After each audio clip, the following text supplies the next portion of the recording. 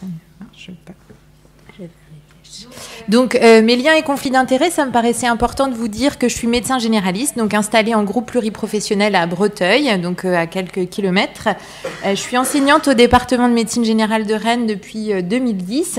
J'étais étudiante au sein de ce séminaire interprofessionnel la première année, en 2009-2010, et je suis passée formatrice assez vite. Alors, je sais que vous avez tous avoir un peu faim, donc je vais changer un peu pour vous raconter une histoire. J'ai pas présenté les deux personnes avec qui sont aussi dans cette présentation. Françoise Anézo, qui est de l'Association française pour le développement de l'éducation thérapeutique, et Pierrick Renaud, qui est aussi au département de médecine générale.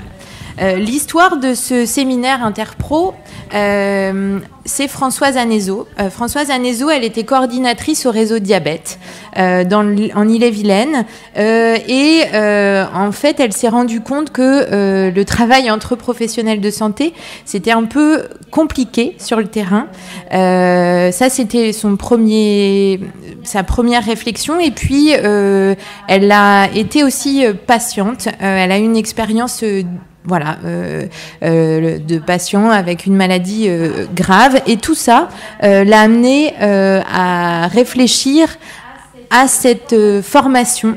C'est de là qu'est née cette formation. En fait, elle s'est dit, il faut prendre les étudiants dès le début de leur formation pour leur apprendre à travailler ensemble. Et donc, elle a pris un peu son bâton de pèlerin.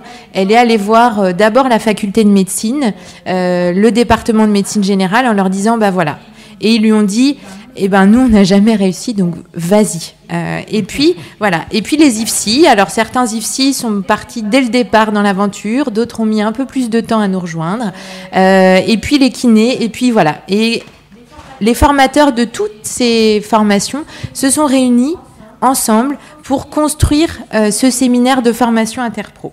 Alors après, on peut se dire, ça c'est un peu théorique, mais finalement, eux, ils sont partis de leurs besoins. Ils n'ont pas réfléchi sur la littérature, ils sont vraiment partis de ce qu'ils voyaient, de leur expérience, à la fois de patients, de formateurs, de gens qui avaient réfléchi sur la pédagogie. Voilà. En tout cas, maintenant, quand on reprend avec des grands travaux, etc., on sait que il faut, pour améliorer le système de santé, il faut que les professionnels collaborent entre eux. Ça nécessite, à notre sens, de développer des formations interprofessionnelles. C'est quand il y a au moins deux professions qui réfléchissent et qui travaillent ensemble pour se former. En pratique, les cursus de formation des professionnels de santé, ils sont cloisonnés.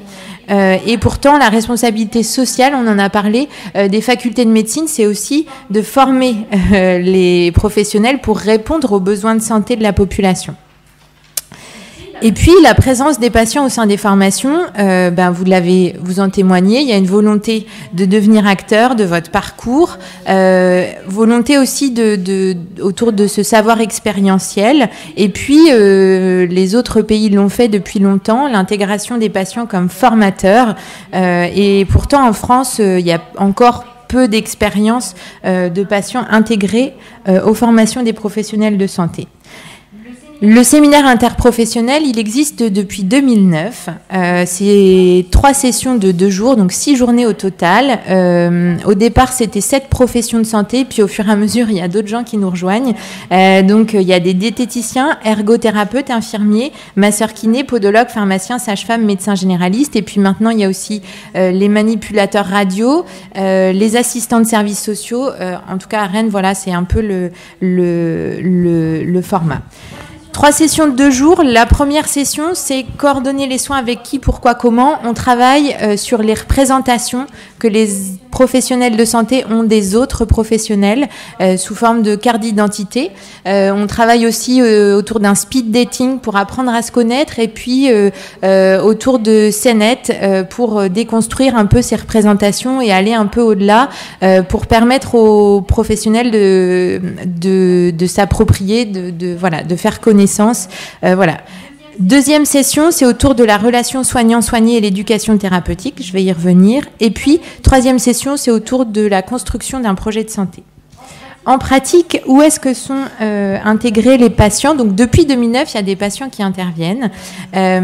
Donc sur la deuxième session, autour de la relation soignant-soigné, c'est un temps de travail sur la maladie sous forme de photo-expression. Un travail ensuite en groupe sur les notions de qualité de vie, autonomie, santé. Les étudiants présentent une forme un peu souvent sous forme de théâtre ou leur retour sur ces notions-là, souvent en présence des patients. Et puis un temps de rencontre avec des patients en groupe interprofessionnel pendant environ 1 heure, mais souvent, effectivement, ça se poursuit pendant la pause café. Et puis, les patients, souvent, ont fait un temps de retour en plein air pour savoir, eux, comment ils ont vécu tout ça. Il y a environ 7 patients chaque année. Enfin, voilà, c'est en fonction aussi de 7 à 10 patients à Rennes. Et puis, comme le séminaire a fait des petits à Besançon, à Lille aussi, il y a une formation. Voilà, il y a d'autres patients qui interviennent. Et puis, à la suite d'expériences aussi de rencontres avec certains patients, on prend un temps de débriefing avec les formateurs parce que parfois, pour certains étudiants, c'est tellement fort et qu'il y a besoin aussi de prendre un petit peu de recul après cette rencontre. Le projet de santé sur un territoire, c'est la 3e session. Donc on met les étudiants en groupe et on leur présente à la fois des situations de patients complexes et puis un diagnostic de territoire, un diagnostic réel d'un territoire, et ils vont réfléchir pour construire un projet de santé sur ce territoire. Et à l'issue de leur réflexion, ils présentent leur projet devant un comité des sages qui réunit des membres institutionnels de l'Agence régionale de santé, par exemple, de la MSA, ce sont 2 des financeurs de ce projet, devant des patients, devant des étudiants et puis des formateurs et des professionnels qui exercent en maison de santé pluriprofessionnelle. Donc on les met un peu dans la dynamique de construction des projets de santé comme pour les maisons de santé pluriprofessionnelles sur les territoires. Notre réflexion, parce que vous voyez que les patients, ils sont présents sur la 2e session et puis un petit peu sur la 3e session, on s'est dit qu'il fallait qu'ils soient présents tout au long de la formation pour intégrer les patients dès la préparation de la formation, pour penser ensemble le dispositif de formation et puis pour analyser la participation. Donc l'idée, ce serait... alors j'ai repris un truc, c'est c'est imbuvable, mais c'est juste... Paumé qui développe le niveau de participation des patients dans différents schémas, et l'idée ce serait de co-construire les programmes, voilà, d'arriver au bout de cet engagement. Pour ceux qui sont en train d'écrire et de remettre le tableau, là vous aurez les diapos, hein, c'est pas la peine de vous énerver. Parce que ça c'était juste, voilà, on les avait intégrés mais finalement assez peu, et là on se dit mais il faut aller au bout de ça. Alors, quelle évaluation, quel retour sur ce dispositif? On a fait une première étude qualitative auprès d'étudiants 2 ans après la fin de la formation, auprès de 16 étudiants de différentes professions. C'était plus global que sur les patients, mais voilà, je vais faire un petit focus sur ce qu'ils nous ont dit de cette rencontre. C'est clair que c'est un moment clé de la formation. Nous, entre formateurs, on s'était dit, parce que la première année, les patients, ils intervenaient à la fac de médecine. Et on s'était dit, waouh, c'est peut-être la première fois que des patients vivants entrent à la fac de médecine. Voyez un peu le... En tout cas, les étudiants, ils soulignent que c'est un moment clé de la formation. C'est vraiment une étape incontournable. C'est une occasion pour comprendre comment les patients ils vivent au quotidien avec leur maladie. En fait, il y a un des étudiants, et je reprendrai ça parce que je trouve que ça résume bien. J'avais trouvé ça super intéressant, la rencontre et puis les témoignages. Et puis c'est vrai qu'on se remet vraiment en question quand il nous dit à quel niveau il était satisfait ou pas, et qu'il fallait plus l'écouter et prendre en compte que c'était une personne avec une vie de famille et une vie de couple. C'était remettre le côté humain en priorité par rapport au métier. Voilà. En tout cas, il souligne la nécessité, ils nous disent que c'est la première fois qu'ils ont rencontré des patients au cours de leurs études. Alors, c'est pas vrai, ils en ont rencontré plein, mais ils n'ont jamais pris ce temps-là de rencontres et de discussions, d'échanges pendant 1 heure pour discuter de, ben voilà, c'est quoi votre vie au quotidien, et ils nous disaient que ça leur faisait changer de regard. Ils passaient d'un regard centré sur la maladie à un regard centré sur une personne, une personne qu'ils doivent accompagner.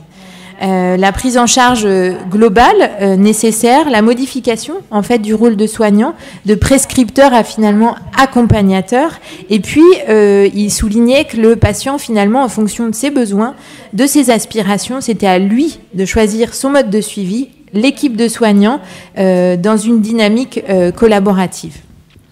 Ça, c'est un volet, le volet étudiant. Et puis, on s'est dit, il faut aussi évaluer la formation de comment les patients ressentent, quel est leur ressenti par rapport à cette formation interprofessionnelle. Donc, c'est une étude en cours. Donc, il y a des gens dans la salle qui ont été interrogés par 3 étudiantes qui font leur travail, donc qui sont en train d'interroger plus d'une trentaine de patients. Et puis, si vous avez envie d'avoir un retour, on pourra demander directement à ces patients qui sont dans la salle ce qu'ils en pensent. Pour discuter un peu, moi, ça me semble important que les patients y soient intégrés dès la conception des programmes de formation. Ça nécessite pour ça de repenser les formations des professionnels de santé. Donc, vous voyez que là, on forme plusieurs professions de santé. Donc, on allie deux choses, mais voilà. Et le patient usager citoyen, je ne savais pas très bien comment l'appeler, comme acteur de la formation jusqu'à la pratique des professionnels de santé. Aussi, on a parlé de l'intégration au sein des hôpitaux, mais je pense qu'il y a aussi une réflexion menée aussi dans les structures comme les maisons de santé pluriprofessionnelles pour intégrer les patients. En tout cas, ça nécessite de penser à un nouveau modèle de formation et d'organisation des soins. Et puis, 2 questions qui me semblaient importantes, c'est quelle place, selon vous, pour les patients au sein des formations, et puis comment penser les formations pour mieux répondre aux besoins des patients. Je vous remercie de votre attention. Merci beaucoup.